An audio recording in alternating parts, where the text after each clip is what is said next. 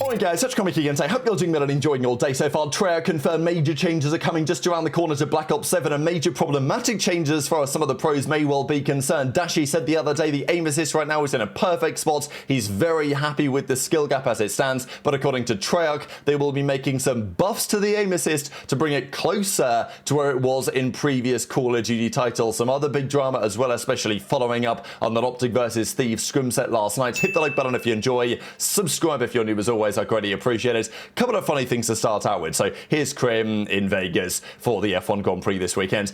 Now this is also noted. So of course we're not talking much about Battlefield on this channel, but it is very relevant this year because Battlefield 6 and the debates with Call of Duty, and frankly this is one of the reasons why the existence of Battlefield that we're talking about aim assist again, and we will do in the coming minutes.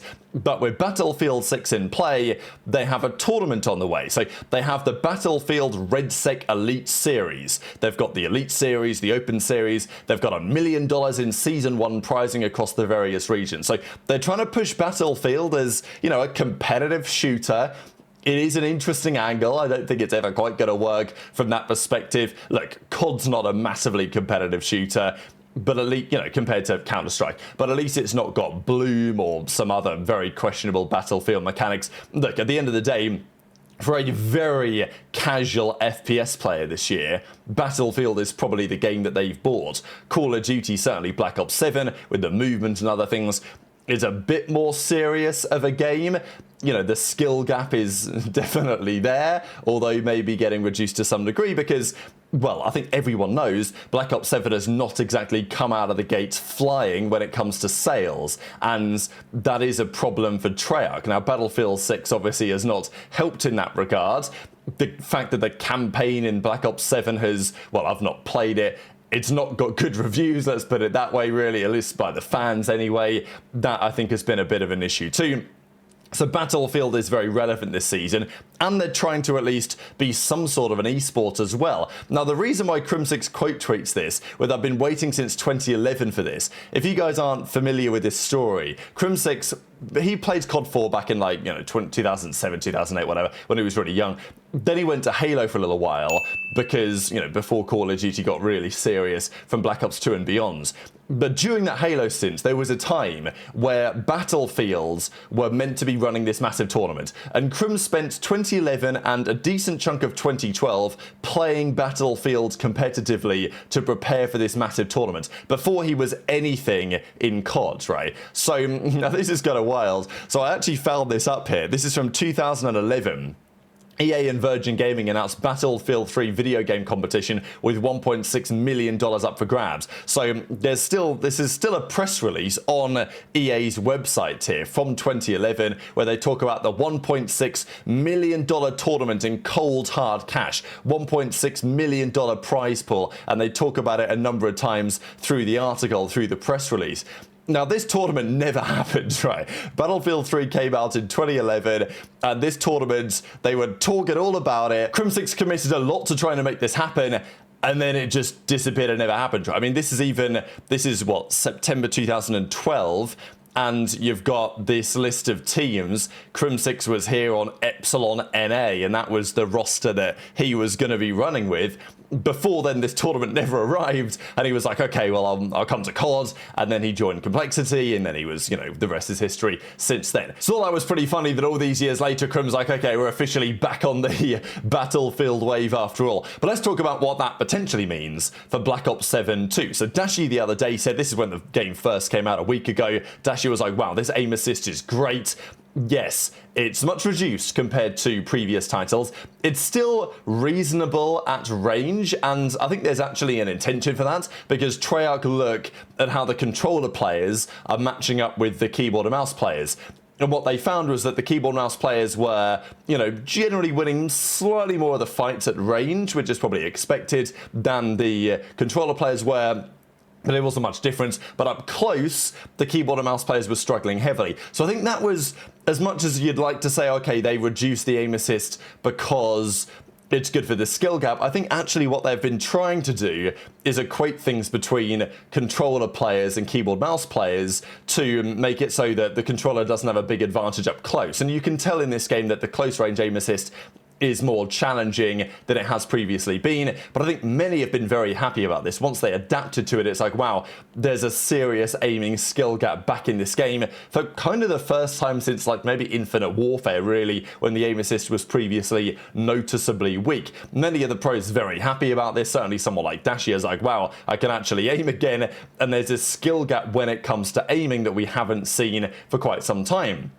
Now, we'll get back to that in a second. I've got a couple of clips to share here. We did see that OpTic versus LA Thieves scrim last night. They played on the raids. OpTic probably will feel like they should have won this one, but they lost right at the end when it mattered.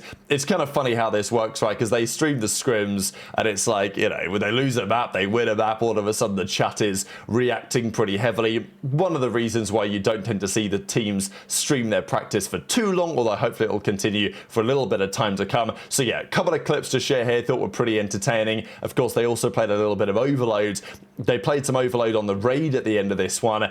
And, well, towards the end of the map, aBeZy, Scrap, HyDra, they were out of there, right? So we did discuss it earlier today in some detail, the fact that Scrap especially, maybe Thieves in general, not a big fan of this Overload game mode. And yeah, in the end, the series was tied in terms of map counts. But, well, OpTic have the mental advantage in Overload, at least as it stands on LA Thieves, if that is going to continue to be the case. So I'll share a couple of clips, but then we've got to talk about what Traixx are changing in the game. Oh, dude. Time, he's really got. They're out of ring. We really. Oh. Going with Tom.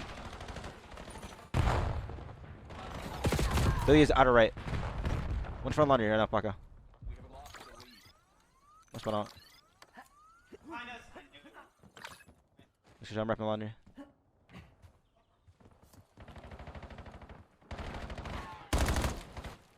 Pillar done. TNT. We're good. No, it's just chain heavy.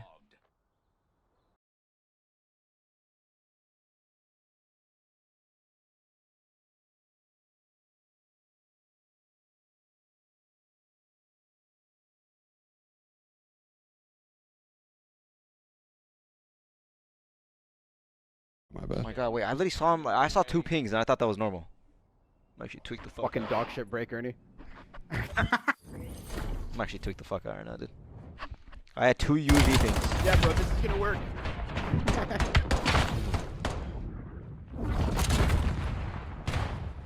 What was that? Hold steady, set team. Mission goals in sight. Successful reload, set team. Outstanding. Top scorers have been earmarked for elevation. I know how to do a lot of things. Losing isn't one of them. Wait, mute real quick. But I hate that we win. Muted.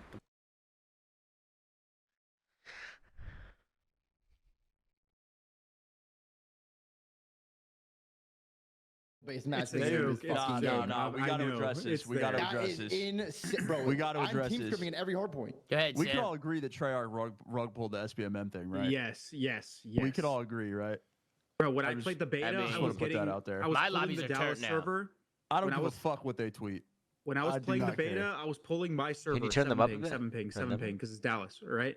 Now it's like normal. It's like, okay, 30, 1 game, 7, 50. It's like, it's 100% SBMM, bro. Feels like you're playing ranked out there. Surprised, right? Though? Just No, to of make course sure. not. Okay. Just disappointed, right? Not surprised. What I'm curious about is like. So yes, aim assist is a big conversation out there. We have been closely monitoring that conversation and of course, looking at our internal data. We're fairly happy with where we're at, but we will be making some very nuanced changes and slightly increasing aim assist strength over range ahead of season 1. So they sit down with the devs and they talk about a few updates. Weapon balancing, certainly from us competitive perspective. Spawn tuning is also relevant. I think on some of these maps, some of them could be more viable if the spawns made a bit more sense. It's not been a major drama so far in this game.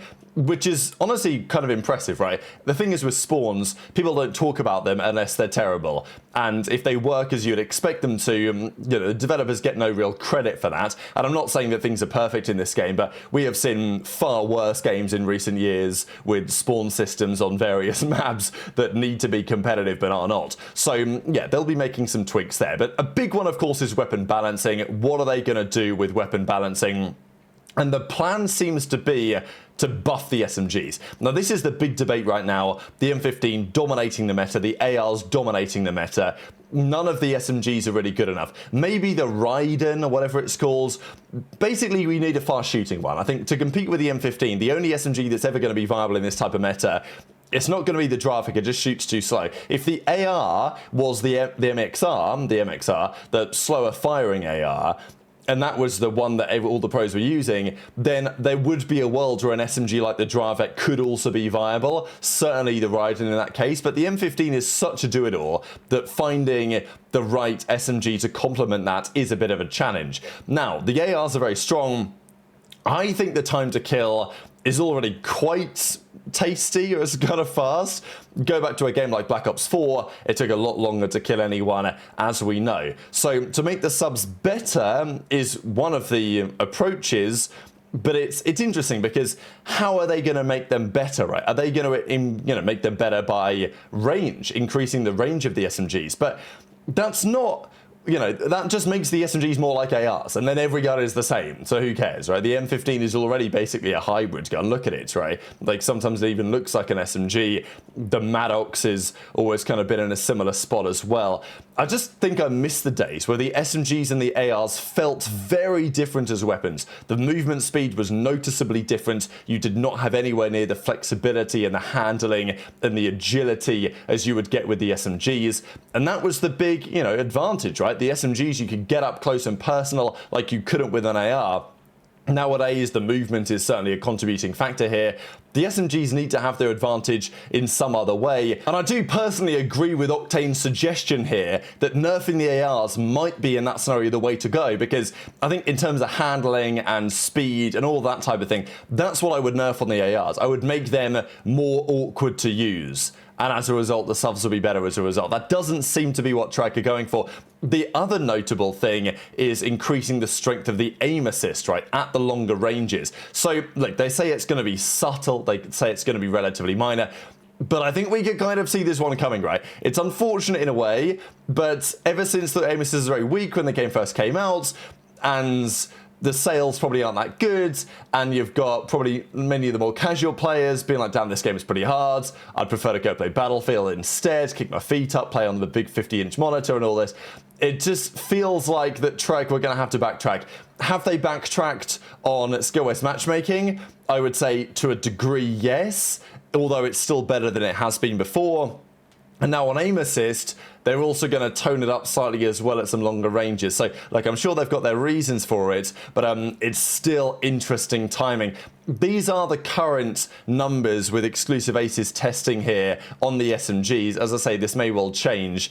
You can see based on the numbers, you know, I think the Raiden is maybe the more promising. Again, I just don't think that buffing the SMGs is going to make a massive amount of difference. I think the ARs just need to be more awkward to use. That would be my solution, but intrigued to your thoughts on all of that stuff in the comment section below. A couple of other clips to share as well. I'll just point out Shotzzy's graphic settings as we close out the video that you guys might find kind of interesting. There's also, let's not forget, because today is the night of the 21st, tomorrow is the $75,000 launch invitational. So it kicks off at 11 AM Eastern time.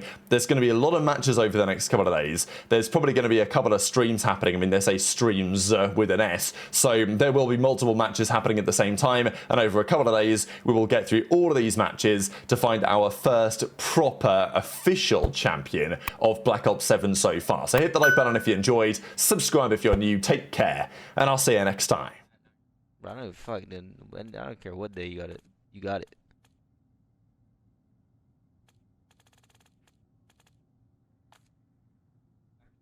Ballistic. Later, bro. But yeah, did you try that? You're unbalanced.